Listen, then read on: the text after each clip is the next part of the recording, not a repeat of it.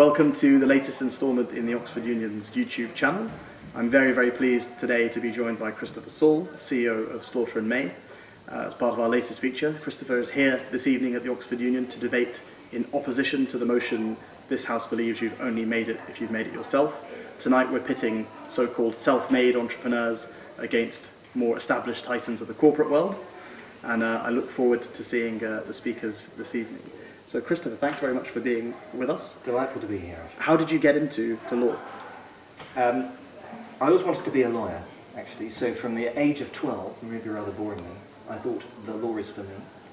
And I followed that through, did history, English and Latin at school, and applied to university, and found, and this was the great success, that I loved it. So I just followed on from there.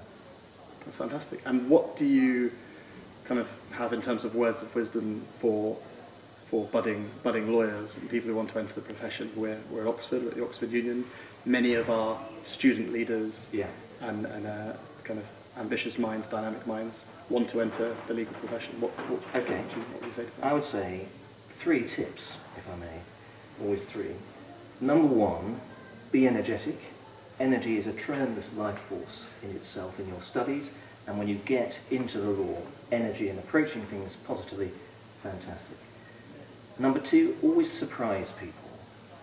Think out of the box, do something that's a little unexpected, and you find this a lot in my firm. People who reach for the edges a bit, have peripheral vision, that extra piece of spark and charm, they're the likely winners of tomorrow. Tip number 3, read The Economist. It is the best magazine to keep you in touch with what's going on in the world, and that's very valuable in what we do.